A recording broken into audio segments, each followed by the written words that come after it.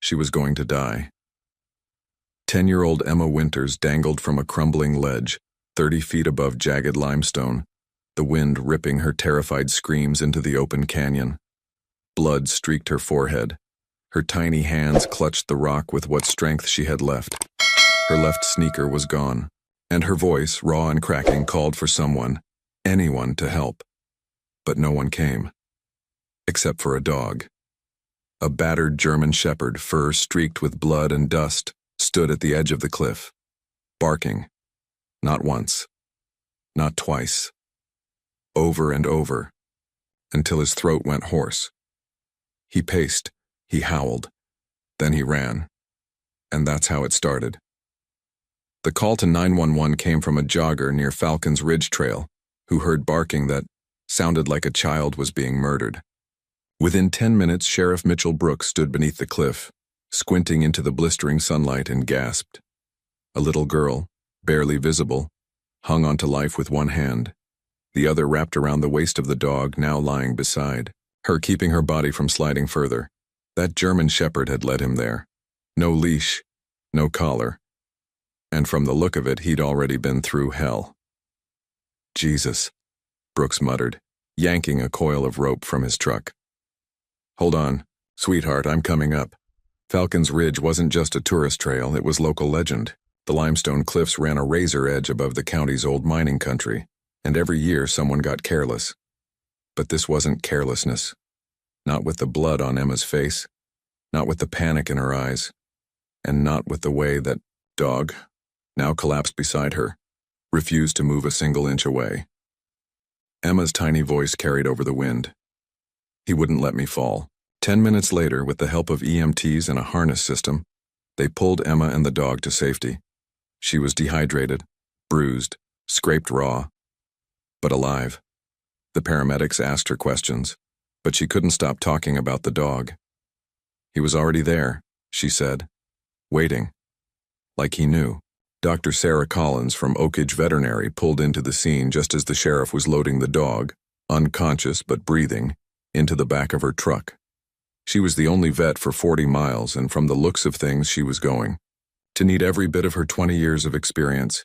Bullet wound to the shoulder, thin, underfed. Multiple cuts and bruises, and old scars too, the kind that didn't heal on their own. Sheriff Brooks leaned over and said quietly, "Scan for a chip."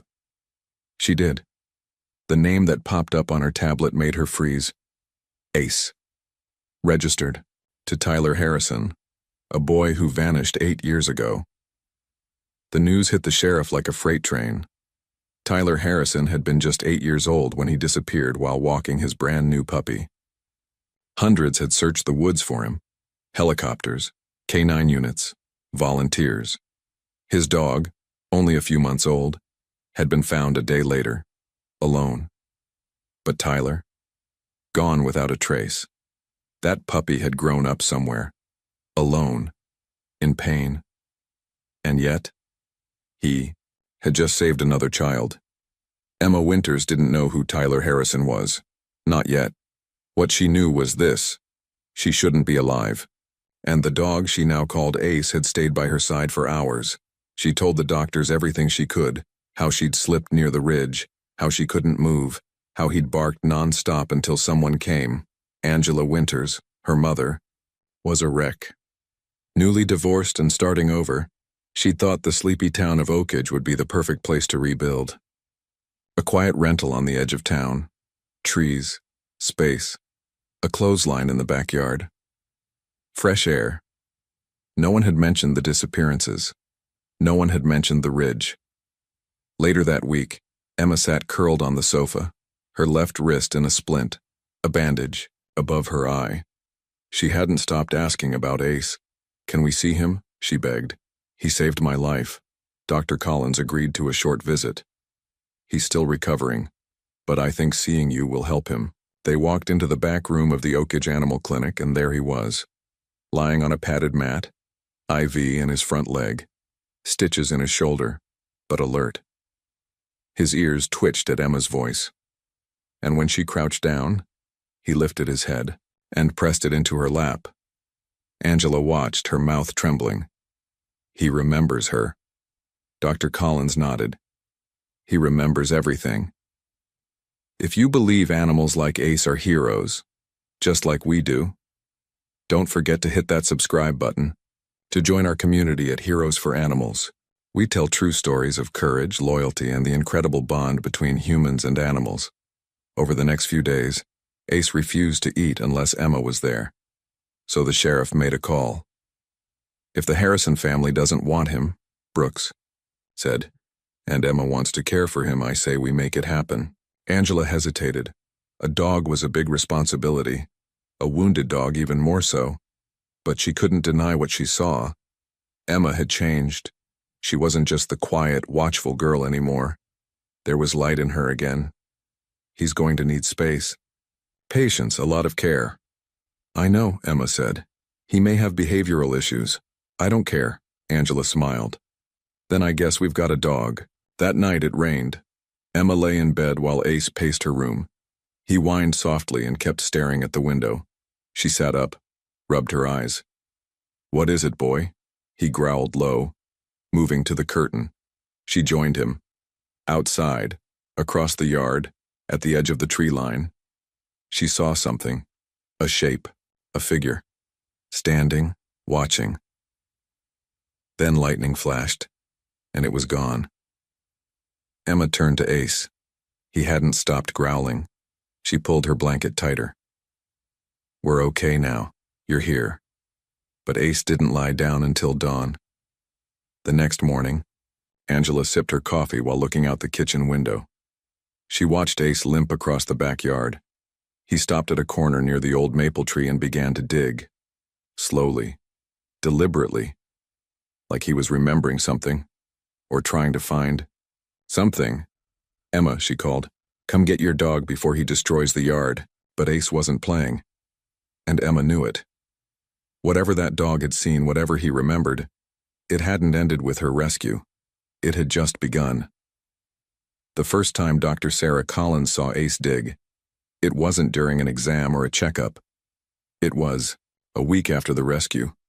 She'd dropped by the Winters' home for a follow-up visit, half expecting the dog to be curled on the couch like most injured animals. Instead, she found him in the backyard, limping toward the same spot near the maple tree, nose to the dirt, pawing with quiet urgency. He's fixated on something, she murmured, hands in her coat pockets as Emma stood beside her. He does it every morning, Emma said. Right after breakfast, Dr. Collins knelt, watching Ace work. German Shepherds are thinkers, problem solvers. They don't repeat behavior like this unless it means something. Angela, listening from the porch, crossed her arms. You think he's looking for food or maybe a bone? Collins shook her head. No, he's remembering something. Emma's eyes didn't leave the dog. Or someone. Oakage wasn't a big town, but it had its stories. People still talked about Tyler Harrison in hushed tones, especially after the news broke that Ace, the same puppy Tyler had once walked, had resurfaced. Local reporters tried to spin the rescue as a miracle. Sheriff Brooks refused interviews. Too early. Too many unanswered questions. But Emma couldn't let it go. She searched online, every night reading old newspaper clippings about Tyler's disappearance. She even found a few grainy photos of him holding a tiny German Shepherd pup. Ace had been so small back then, and now he'd come back. With scars, with trauma, and maybe with secrets. One afternoon, Emma sat cross-legged on the floor of her bedroom, flipping through an old notebook where she now scribbled everything Ace did. Patterns, barking triggers, digging behavior, times, dates. She wasn't just keeping track, she was investigating. On that particular afternoon, she drew a crude map of the backyard and marked the dig site with a big red X. Ace rested nearby, dozing lightly. Every so often his ears twitched. When Emma leaned forward to sketch the direction he always faced, his eyes opened. He was watching her, always watching. What are you trying to tell me, Ace? She whispered. His tail thumped once. It had been nearly 10 days since the rescue when something finally happened. Ace's digging became frantic, not playful or curious, urgent. Emma ran outside in her socks, calling to him. Ace, easy. What? Is it? This time he growled, not at her but at the ground, then he stepped back. Emma knelt and saw a small section of disturbed earth, compacted as if something had been buried long ago. She glanced around. Her mom was at the courthouse. Just her and Ace today. She ran to the shed and returned with a garden spade. What she unearthed wasn't large, but it changed everything. 3 feet down, her spade hit something hard. Not a rock. Metal. She scraped the soil away until a small rectangular box appeared, rusted, dented, and padlocked. Ace, she whispered. What is this? The dog whined, stepping forward, pressing his nose to the lid. Emma's heart pounded. The box looked like a strong box, something people used to store valuables or secrets. She tried tugging on the padlock, but it was old, almost brittle. A few hits with a nearby stone, and it cracked. She lifted the lid and dropped it with a gasp. Inside, nestled in red velvet, were teeth. Baby teeth. Tiny, pearly white, arranged, in rows like a collection. Below them was a folded piece of paper, a list of names. Tyler Harrison was the first one. Emma didn't scream. She didn't panic. She took photos with her mom's old digital camera, then buried the box in a different location, under the garden shed. That evening, when Sheriff Brooks came by to check in, Emma pulled him aside. I need to show you something, she said, pressing the camera into his hand. Brooks scrolled through the pictures. His mouth tightened with every name. Where did you find this? Ace showed me. Did anyone else see it? Emma hesitated. Principal Chambers came by. He saw me digging, but not the box. The sheriff's face darkened. Emma, he said slowly, I need you to promise me something. Don't tell anyone else about this, not your friends, not your teachers, not even your mom, and stay away from Chambers. That night, Emma couldn't sleep. Not because of nightmares, though those would come later, but because she could feel, and now. Ace had come back for a reason, not just to rescue her, but to remember, to reveal, and she was the only one listening.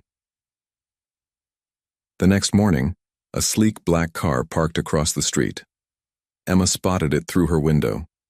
The windows were tinted. No one got out. She mentioned it at breakfast, but her mom just waved it off. Probably one of Mrs. Patterson's nephews. Didn't she say they were visiting? But Ace growled the moment the car came into view. His entire body stiffened. Emma didn't say anything.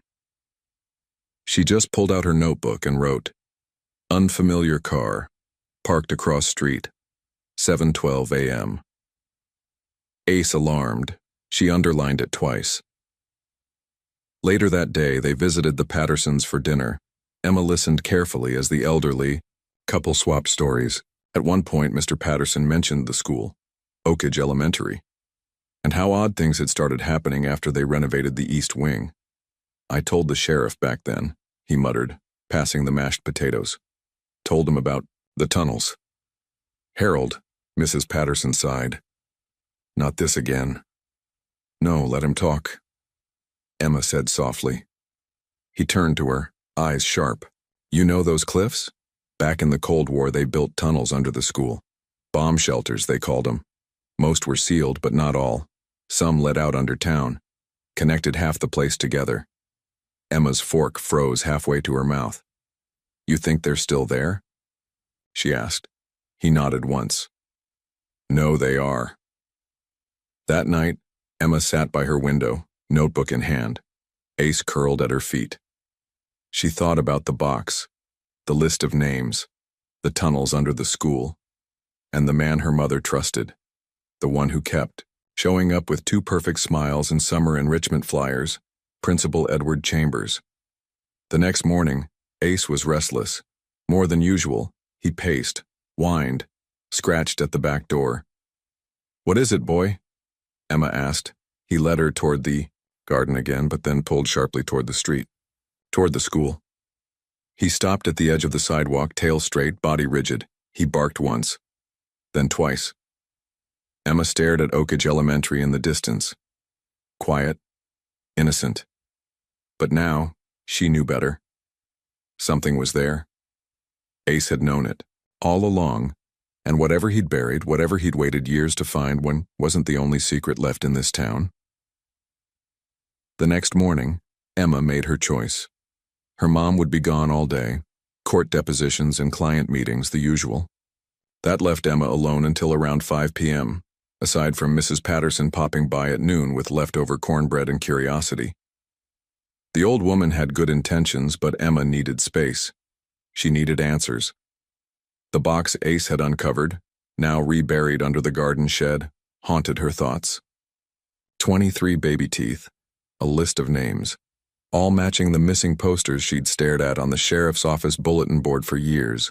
Tyler Harrison, Lily Parnell, Jonas Kimball, and 20 others. She'd dreamed of them the night before. In her dream, Ace led them through a dark tunnel, lit only by the soft glow of his eyes. She followed, barefoot, stepping over cold tile and broken toys. She could hear whispers, breathing, crying, and someone calling her name. "Ace," she said now, pulling the garden spade from the tool shed. "Show me." The German shepherd, healed enough to move but still limping from his old wound, perked up and trotted to the corner of the yard, same spot, every morning, same urgency. Emma began digging, faster this time, her hands already blistered from the last effort. But this time, she didn't stop at the box. She dug past it, because what Ace was trying to show her, what his body, language screamed, wasn't just the box. It was what lay beneath. At about 3.5 feet down, her spade struck something again. Not metal, wood. The earth around it was compacted, but she cleared enough to expose the edge. A square frame, old lumber, faded, a latch, a crawl space entrance. Holy crap, Emma breathed, heart racing. She brushed the dirt away and pulled. It didn't budge. Ace began to bark sharply, his body stiff. "Easy, boy," she whispered, wiping sweat from her forehead. "I need help with this." She grabbed the pry bar from the shed, leveraged the edge.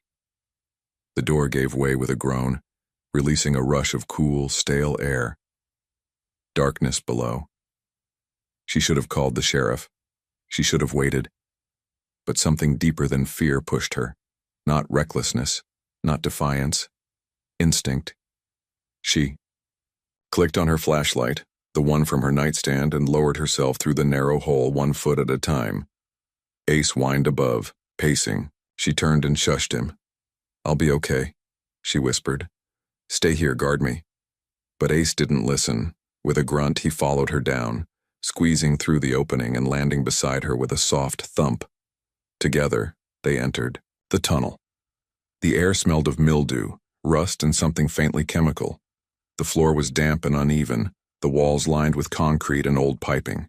Emma moved slowly, her light cutting through the pitch black ahead of them. "This has to be part of the old bomb shelter," she muttered. From Mr. Patterson's stories.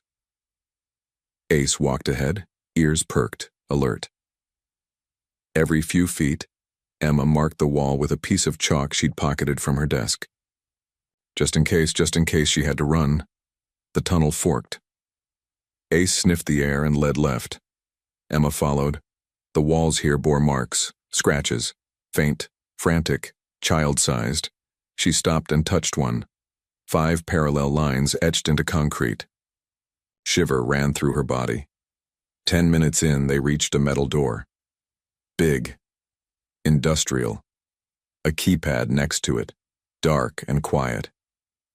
Emma leaned in, listening. Faint breathing. A shuffling sound. "Children?" She knocked once. "Ace?" came a small, trembling voice. Emma's heart stopped. "Who's there?" she whispered. A pause. Then, "Are you the girl with the dog?" "Yes," she whispered louder. "My name is Emma. I found Ace. He led me here." Another voice, boyish and small. "Is he really Ace? Tyler's dog?" Emma glanced down. Ace had sat at the door, tail wagging softly, ears focused on the sound beyond. "I think so," she said. I think he never stopped looking. Suddenly, movement behind them. Footsteps. Fast, confident. Emma spun with the flashlight and froze. Principal Edward Chambers stood 10 feet away, no school tie, no clipboard.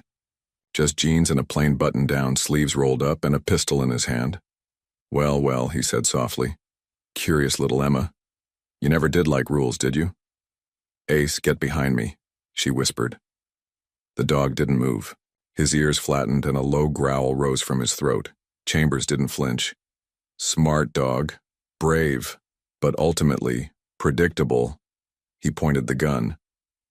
Emma stepped in front of Ace without thinking, and then everything happened at once. A loud bark.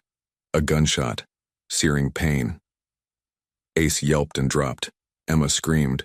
Chambers grabbed her arm, yanked her away from the dog, and dragged her down another tunnel, the gun pressing into her back. They walked for minutes, Emma crying, bleeding, stumbling. Chambers didn't slow, he was humming now. Calm. I told your mother you had potential, he said. Too much curiosity, just like Tyler. Where is he? She spat. He smiled. Long gone. A different country. A different name. One of our most promising placements. Emma blinked through tears. He's alive? For now. He led her through a second steel door into a room lit with harsh white lights. A sterile hallway, cells, children inside, huddled, silent. Oh my God, she whispered. You see? Chambers gestured like a game show host. Not monsters, just opportunities. He shoved her into one of the cells and locked the door. Stay, here, he said. We're relocating tomorrow anyway. I'll decide what to do with you after the shipment's gone. Then he vanished. Emma crouched against the back wall, trembling. A girl approached the bars from the neighboring cell. You're Emma? Yeah. I'm Lily, the girl whispered. Lily Parnell. Emma's breath caught. The list. The name. You were taken 3 months ago. Lily nodded. We thought no one was coming. I'm here, Emma said, and Ace is with me. He'll get help. He always does. At that moment, across town, Sheriff Brooks's phone buzzed, a broken message. Text from Emma's number. Found tunnel. At school. Ace hurt. Locked in. Then nothing. Brooks bolted up. Get everyone, he barked at Deputy Reyes. FBI. K9 units. Emergency response, we're moving now. Reyes blinked. What happened? She went to the school, Brooks snapped, grabbing his keys. Alone. Back underground, Emma stood on her cot, examining the air vent. Screws. 4 of them. Small. She pulled her house key from her pocket, jammed it into the first screw, and twisted. 1 turn. 2. 3. Ace had bought her time. Now she had to make it count. Sheriff Mitchell Brooks didn't remember grabbing his badge, his gun, or his phone. He just remembered Emma's text, half delivered, cut off mid-sentence, but enough to send his pulse screaming. Found tunnel. At school. Ace. Hurt. Locked in. It took less than 4 minutes for his office to light up like a war room. Deputy Reyes pulled the school blueprints from the archive. Agent Ramirez from the FBI's Human Trafficking Task Force was already en route from a regional office. Brooks briefed the team with military precision. She's in the old tunnels beneath Oak Ridge Elementary, he said, voice steady but tight. And she's not alone. At 6:42 p.m., a convoy of unmarked vehicles rolled into Oak Ridge under cover of dusk. No lights, no sirens, just urgency. The community center, formerly the school, sat dark on the hill, silent and ominous. But behind it, tucked behind overgrown hedges and maintenance buildings, was a rusted door. The same one Emma had described. They found it unlocked and blood on the ground. Ace, Brooks whispered, kneeling beside the trail. It wasn't just dried blood. It was fresh. Agent Ramirez crouched beside him. He's still alive. Or was. Very recently, the team split. Ramirez and half the unit went toward the main structure. Brooks led the other half into the tunnel. Flashlights dimmed, weapons ready. The tunnel yawned open before them. Damp, narrow, low-ceilinged. Brooks felt like he was walking into his own childhood. He'd crawled these tunnels on dares. Back, when they were just Cold War relics. Back before people like Edward Chambers turned them into something darker. He turned to Reyes. "She's in here. I know it." 15 minutes later, they hit a locked steel door. Thick, reinforced, a keypad beside it. "Standard electronic lock," Ramirez said. "We breach it. We alert everyone on the other side." Then came a sound from within. A voice, small, clear. "Sheriff Brooks?" His blood ran cold. "Emma? I'm here," she called. "He's coming back. He's moving us tonight." Brooks didn't hesitate. "Breach it! Now!" 3 hard hits with a battering ram. The metal screamed in protest. Hinges buckled. The door flew open. The room inside was cold, sterile, and horrific. Rows of metal-barred cells. Cots. Buckets. No windows. Fluorescent lights buzzing like hornets. In the nearest cell stood Emma, her face pale and tear-streaked, but alive. He ran to her. "Are you okay?" She nodded fiercely. "He shot Ace. I don't know if he's alive. He took 2 boys earlier, Marcus and Ethan. There are more kids." Ramirez was already radioing backup. 2 children in transit. Suspect Chambers still on site. Secure the perimeter." They moved fast. A second team freed Lily and the remaining children. Then a door slammed. Footsteps. Gunshot. Chambers. Brooks shouted, drawing his weapon. Edward Chambers ran like he'd trained for this moment. He didn't head for the main exit. He vanished into a side corridor, one not marked on the blueprints. Brooks and Reyes followed, boots pounding, light, bouncing off cold concrete. They emerged into a side room, a dusty, unused archive. There, silhouetted in the emergency exit glow, was Chambers, still dressed like a principal, still holding a gun. He raised it. Brooks fired first. The bullet tore through Chambers' shoulder. He screamed and dropped the weapon. Reyes cuffed him before he hit the floor. Outside, the sirens finally came. EMTs, Media Animal Control FBI vans. Emma sat wrapped in a foil emergency blanket beside the ambulance, her knees tucked to her chest, watching everything. Then she saw them carrying something from the trees, a stretcher, a dog. Dr. Sarah Collins met them halfway. She hadn't even taken off her coat when the sheriff's call came in. Now she stood beside the gurney, eyes scanning. The blood-matted fur, the labored rise and fall of Ace's chest. Still breathing, barely. She climbed into the ambulance beside him, stroking his ears gently.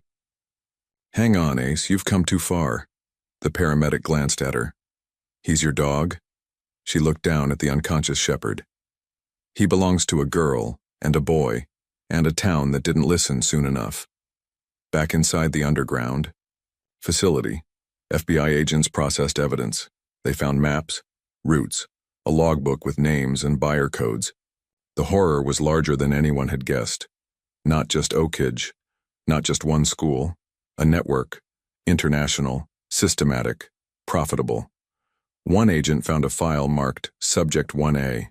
It included a photo, red hair, gap-toothed grin, Tyler Harrison, still listed as active. Last seen 14 months ago. Location, Moldova. At the hospital, Emma sat in a white room, a nurse checking her blood pressure. Her mother, Angela, held her hand, lips trembling, eyes wide. "I didn't believe you," she said. "I thought you were just being dramatic." Emma didn't answer. She just stared at the window, then whispered, "Is Ace alive?" Angela looked toward the hallway. "They're doing surgery. Dr. Collins said she'd update us as soon as she knows anything." Emma nodded. She didn't cry. She just waited. That night, Sheriff Brooks drove to his office alone. The storm had passed. Oakridge was quiet again. But it wasn't peace. Not yet. He pinned a map to his wall and began placing red thumbtacks, each one marking a name from the list Emma had uncovered. By 2 a.m., there were 23.23 missing children, and God only knew how many more. Dr. Collins worked through the night. Ace's second gunshot wound had done more damage than the first. He'd lost a lot of blood, the bullet fractured bone, but somehow, his vitals held. She removed the round, stitched his muscle, monitored for shock. At sunrise, she texted the sheriff. He made it through surgery, still critical, but alive. Then she sat beside the recovery kennel and whispered, "You're a miracle, Ace. Rest now." 3 days later, the FBI raided a compound outside Chisinau, Moldova. They recovered 18 children. One of them had red hair, a scar across his left cheek, and the same eyes Emma remembered from the photo. His name was Tyler Harrison, and when they told him his dog was alive, he cried. Back in Oakidge, the community changed overnight. The school was closed permanently, the facility beneath it sealed. New center was built in its place, dedicated to child safety and recovery. Emma testified before a grand jury. Her words helped ensure Chambers would never walk free again. And Ace? He came home. The day they wheeled him out of the clinic, Emma was waiting. He limped toward her, bandaged but alert. She knelt down, arms open. He collapsed into her embrace with a soft groan. "I missed you too," she whispered, then looked up at the sky. Tyler's coming home. 3 months after the raid, Oakidge County began to look like itself again. Trees turned amber and gold, pumpkins popped up on porches, and for the first time in years, the town had something it hadn't dared feel. Hope. The elementary school was gone, bulldozed. What rose in its place was something new. The Oakidge Family Resource Center, built from donations, grants, and the sheer will of a shaken but determined community. Inside were therapy rooms, a child advocacy office, and space for after-school programs focused on healing rather than grades. And every Tuesday at 4 p.m., in the rec room by the back window, Emma Winters sat with a journal in her lap, taking notes on canine behavior. Because Ace wasn't just a hero. He was a teacher now. Sheriff Brooks had helped arrange it. After everything Ace had done and survived, it didn't feel right to call him a pet. He was a working dog, a survivor, and as Brooks put it, the best damn deputy I ever had. So once Ace healed enough to walk again, he was given a new job. Unofficially, of course. His new mission? Accompany Emma on her journey to become the youngest canine handler in county history. Every week, Dr. Sarah Collins taught Emma how to read canine signals, manage stress triggers, and create simple obedience routines. She even helped Emma lead short presentations for other kids who had seen more than most adults ever would, and always Ace was there, sometimes quiet, sometimes limping, always watching. Tyler Harrison's return came in stages. First was the call, "He's alive." Then came the photos from Moldova, a lanky teen with red hair and hollow cheeks, standing stiffly in a military-style uniform next to Interpol agents. Then came the wait. It took almost 6 weeks to navigate international paperwork, medical clearances, trauma evaluations, and flights. Tyler spoke very little at first. He flinched at loud noises, slept with the lights on, refused to sit with his back to a door. But when the plane landed in Indianapolis, and he stepped off into his parents' arms, the moment hit like a thunderclap. His mother collapsed sobbing. His father, a proud and broken man, clung to him like he was 8 years old again. And Tyler just stared at them, then finally whispered, "I remember." They didn't bring him straight back to Oakidge. Not right away. The Harrisons spent a few weeks in a secure facility for recovered trafficking victims. Tyler met with counselors, doctors, and trauma specialists. He didn't speak much, but he listened. He asked one question every single day. "Is Ace okay?" And every time someone would tell him, "Yes, he's safe, he's healing, he's waiting." The reunion happened in early November. Tyler stood in the Harrison backyard, hands in the pockets of a fleece hoodie, staring at the maple tree where he used to climb as a child. His parents stayed inside. They wanted him to have the moment to himself. The gate creaked. Emma walked in first. Behind her, Ace limped along, tail wagging slowly, carefully. Tyler turned at the sound. For a moment he didn't move. Then he dropped to his knees, Ace's ears perked. And then he ran. Not fast, not gracefully, but with all the strength he had left. Tyler wrapped his arms around the dog and buried his face in his fur. Neither of them made a sound, because some bonds are too deep for words. From that day forward, Ace split his time between the Harrison home and Emma's. It was never really a custody battle, more of a shared understanding. Tyler was still processing, still healing. But when he spoke to Ace, something changed. His posture softened. His eyes lit up. He smiled sometimes. He started painting again. He made a wooden memory box with his dad, filled with drawings, dog tags, and photos from before and after. He let his mom put up one of his paintings at the new center, an image of a dog standing at the edge of a cliff, howling into the wind. He called it The Watcher. Thanksgiving came with more seats at the table. The Pattersons hosted, as they always had, and this year their old house was fuller than ever. Angela and Emma brought sweet potato casserole. The Harrisons brought pumpkin pie. Tyler brought Ace. He sat on the rug near the fire while the adults talked and the kids played board games in the next room. Halfway through dinner, Mr. Patterson raised his glass. "This town," he said, his voice cracking, "has been through hell and back, but I'll tell you something. I ain't never seen courage like I saw from that girl and that dog." He tipped his glass toward Emma and Ace. Everyone stood. No one said a word, because they didn't have to. The weeks that followed weren't perfect. There were nightmares, panic attacks, court dates. National news outlets tried to turn Oakage into a spectacle. Some reporters camped outside the Harrisons' house. Others offered book deals or movie rights. The sheriff made one statement and shut it down.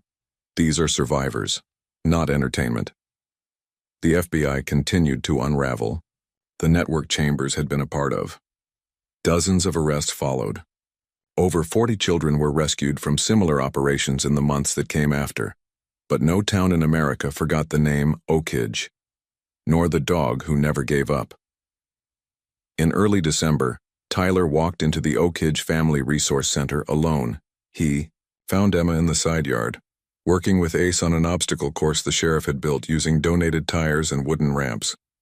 Tyler stood silently for a minute before saying, "He still listens to you better than me." Emma smiled. "You trained him first." "He trained me."